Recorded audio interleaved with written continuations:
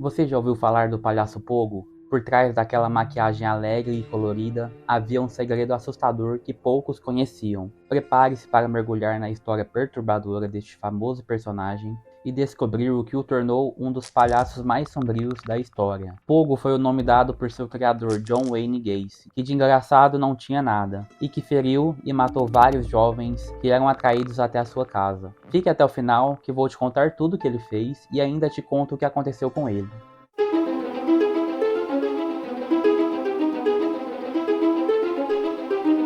Sejam bem-vindos ao canal Fatos Misteriosos, meu nome é Eliseu Caputo e se você chegou agora, saiba que aqui você encontra vídeos sobre casos criminais, curiosidades e muito mistério. Venha comigo e vamos explorar o inexplicável.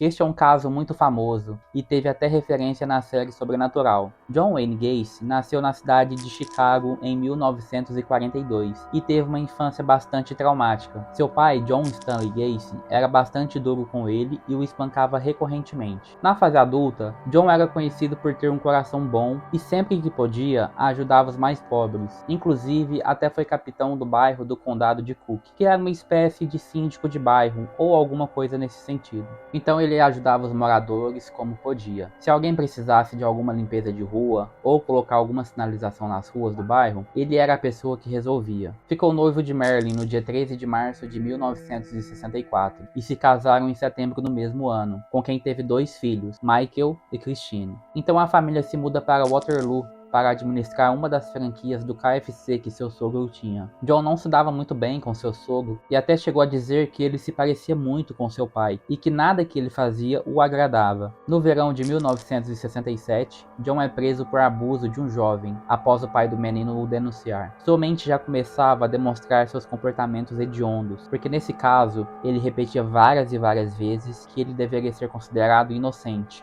e não culpado. Nesse caso, foi condenado a 10 anos de prisão, mas acabou saindo 1 ano e meio depois por bom comportamento. Marilyn pede o divórcio em 1968, e esse foi o último ano em que ele viu seus 2 filhos. Saindo da prisão, John se envolve com a política e conhece pessoas importantes, inclusive tinha contato direto com o prefeito da cidade. Neste período, começou a se vestir de palhaço e participava de eventos importantes na cidade, visitava hospitais, lar de idosos e pessoas com deficiência.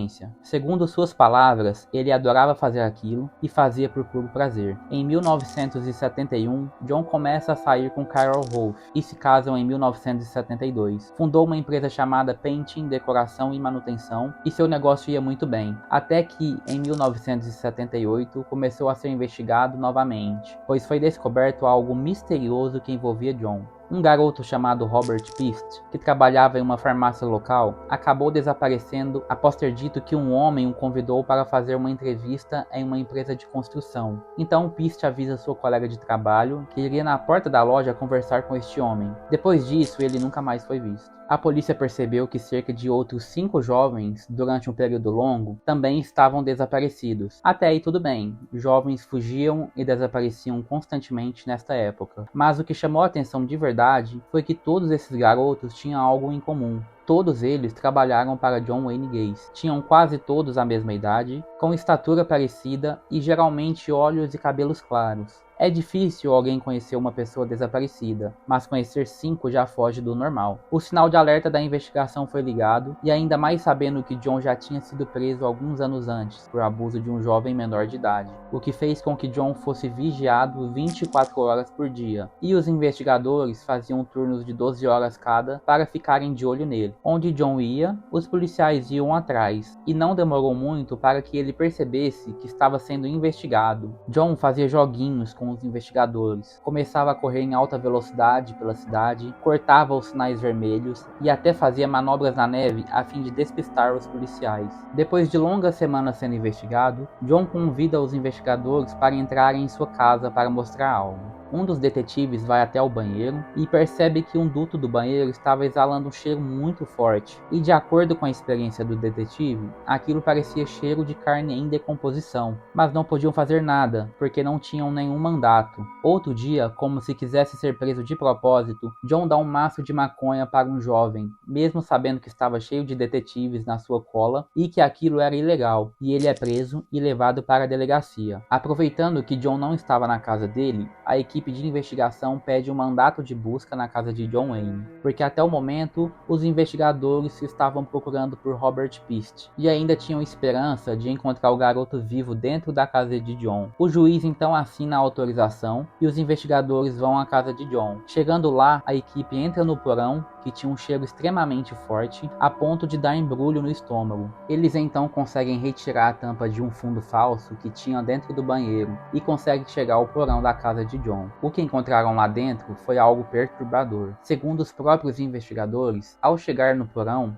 encontraram uma fossa com bastante lama e vários vermes, e um deles acaba encontrando uma ossada que parecia pertencer a um ombro. Alguém pergunta se era o corpo de Robert, e ele responde que não, que aqueles restos mortais já estavam ali há muito tempo. À medida que foram procurando, encontraram mais 2 corpos, aparentemente de jovens também. Os investigadores ligaram para a delegacia e disseram ao delegado-chefe que o pegaram e encontraram o que eles queriam. Este delegado-chefe vira para John Wayne e diz: "Você parece cansado, está com cara de que quer falar alguma coisa." Foi aí que John pergunta: "Vocês entraram no porão da minha casa, não foi?" E a resposta foi sim. John então assume toda a culpa e começou a contar tudo em detalhes, e eles passariam toda a noite e o resto da madrugada ouvindo as confissões de um palhaço assassino que era um serial killer bastante eficaz. John contou com muitos detalhes que o primeiro crime aconteceu no dia 3 de janeiro de 1972, com um garoto que pegou na rodoviária de Greyhound. Disse que chegou no garoto, falou que estava à toa e o chamou para dar uma volta, que aceita o convite e os dois vão para a casa de John. Na década de 70 tinha muito preconceito com homossexuais e a maioria, ao dizerem às suas famílias, eram expulsos de casa e iam para essa região da rodoviária, onde se encontravam. Era uma região bastante conhecida pelos encontros desses jovens. Ao acordar na manhã seguinte, John se assusta com a visão do garoto vindo em sua direção com uma faca. Imediatamente, John o ataca e acaba o ferindo em seu peito de 4 a 5 vezes, matando o garoto imediatamente. Acontece que Gacy não sabia, mas o garoto estava com uma faca na mão porque ele tinha acabado de fazer ovos mexidos com bacon para John. Sem saber o que fazer, ele acaba levando o corpo do garoto para o porão da casa e o enterrando por lá mesmo. John chega a falar que por algumas semanas ficou um pouco apreensivo por achar que a polícia iria atrás dele, mas ao perceber que isso não aconteceu, acabou ficando mais tranquilo.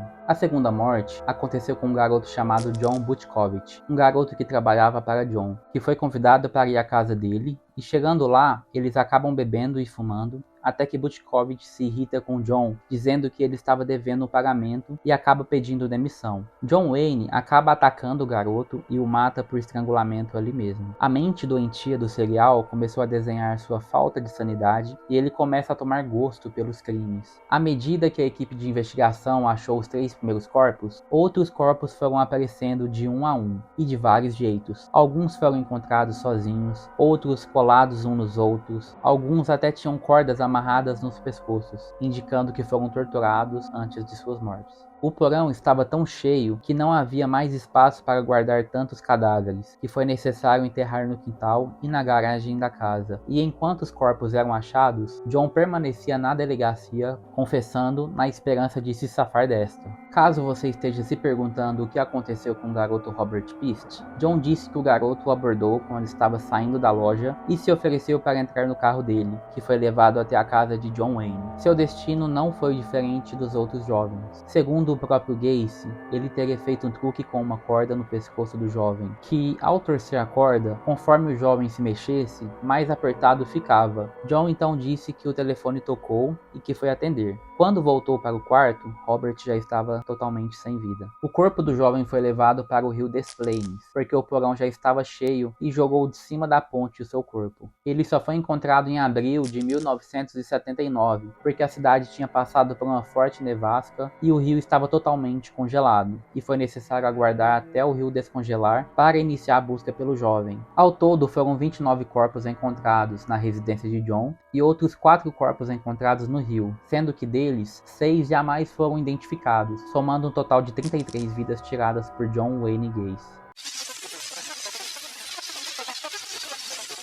Após todos os corpos serem encontrados, um duro e dramático julgamento se iniciou e em todo momento John se gabava dizendo que conseguiria sair de lá pela porta da frente, que era mais inteligente do que todos, mostrando uma personalidade bastante egoísta. Durante todo esse tempo, chegou a dizer frases que marcaram muito durante os interrogatórios, como "eu gosto do poder", e realmente, John era uma pessoa que adorava controlar as pessoas. Dizia também, "eu gostava dos holofotes por estar envolvido neles", e de fato ele participava de atos públicos envolvendo vários políticos famosos. John Wayne Gacy foi condenado em março de 1980 pelo assassinato de 33 jovens e acabou pegando pena de morte por injeção letal, e alegou que era o culpado, mas não merecia uma condenação dessa. Durante todo esse tempo em que ficou preso na cadeia, após a condenação, John estudou bastante sobre direito criminal e dizia várias vezes que sairia de lá e que não seria morto. Por muitas vezes, muitas pessoas se reuniram na porta do presídio pedindo que ele fosse morto imediatamente e que a sentença estava demorando muito para acontecer, sem contar o fato de que para muitos uma simples injeção letal já era um baita presente para John.